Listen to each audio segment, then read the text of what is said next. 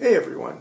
So I was particularly heartened and cheered last week by the Senate's move to do away with the old filibuster rule for judicial and executive nominees. I thought it was a very good thing.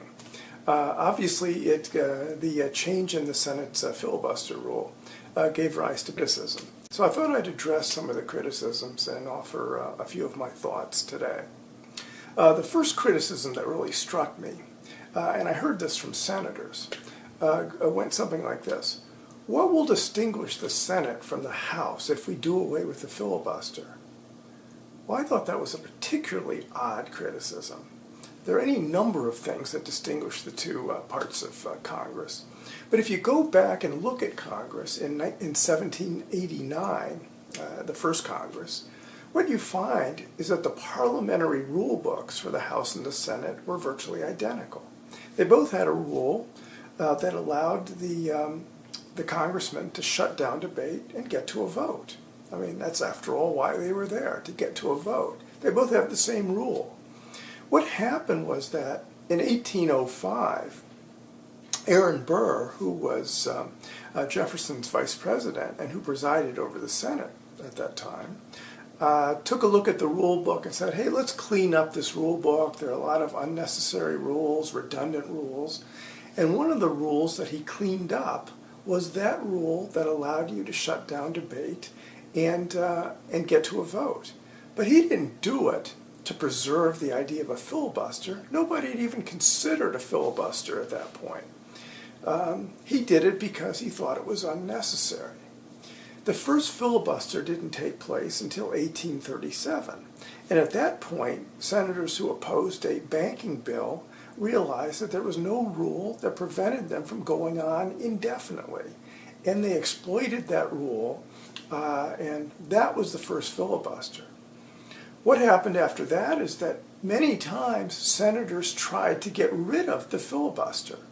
The problem was the filibuster not only thwarted legislation, it was self-perpetuating because people filibustered attempts to get rid of the filibuster.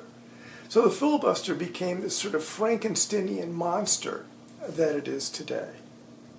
Now, people will say to me, well, what about the idea of the Senate as the cooling saucer, the more deliberative body that takes the hot-button issues of the day and takes a step back and reflects on them? Well, yes, but it can perform that function without the filibuster is not necessary for the Senate to be deliberative.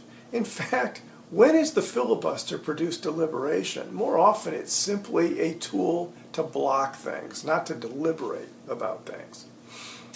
The things that produce deliberation on the part of the Senate are the very things that distinguish it from the House. A 6-year term gives a longer range perspective into things. Senators represent not small congressional districts, they represent whole states with all the varied interests and pieces that are represented in states. Senators are called on to ratify treaties. Senators are called on to advise and consent in nominations. There are any number of differences between the Senate and the House without having to have a filibuster. Now, a second claim by people who support the filibuster is the idea that the filibuster protects minorities. No, it doesn't. I mean, in a superficial sense, yes, if there are 42 senators that disapprove of a bill, they can stop that bill from going through. And yes, in a superficial sense, that's protecting a minority of senators. If you look at the history of the filibuster, one of the most notable uses of it has been the oppression of minorities out in the real world by minorities in the Senate. And I'm speaking, of course, about civil rights.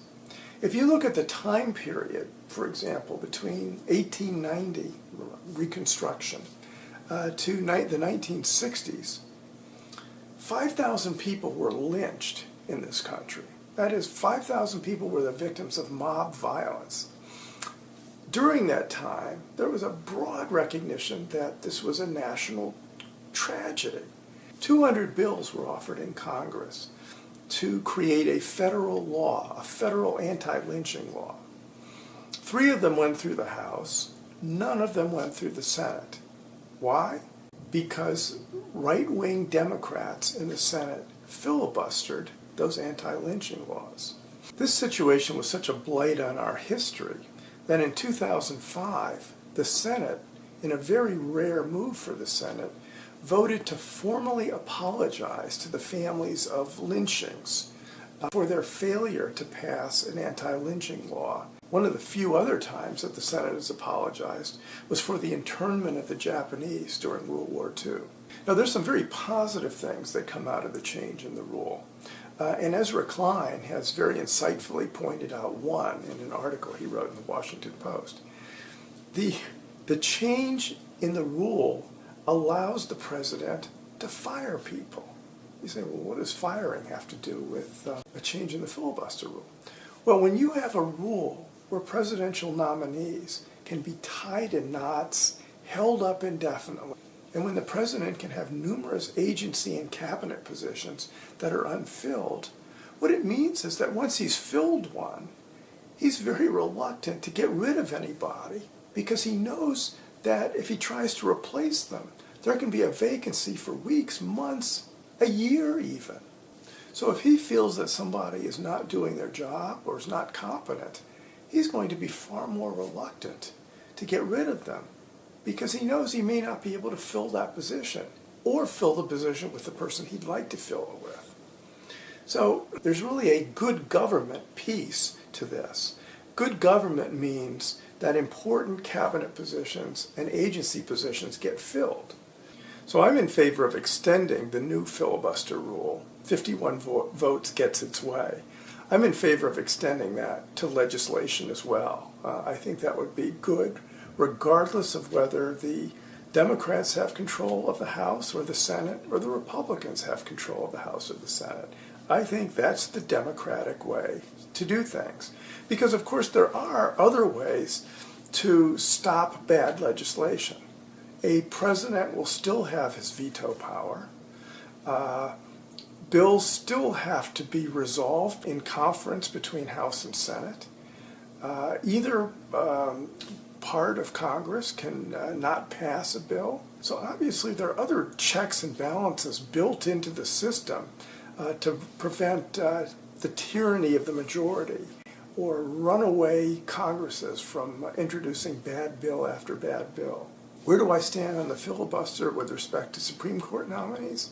I don't know, given the power of the Supreme Court nominee and the lifetime appointment of the Supreme Court nominee. But I question whether some of the greatest minds in Supreme Court history could actually get on the court today. A William Brennan, a Thurgood Marshall, a John Harlan, an Oliver Wendell Holmes.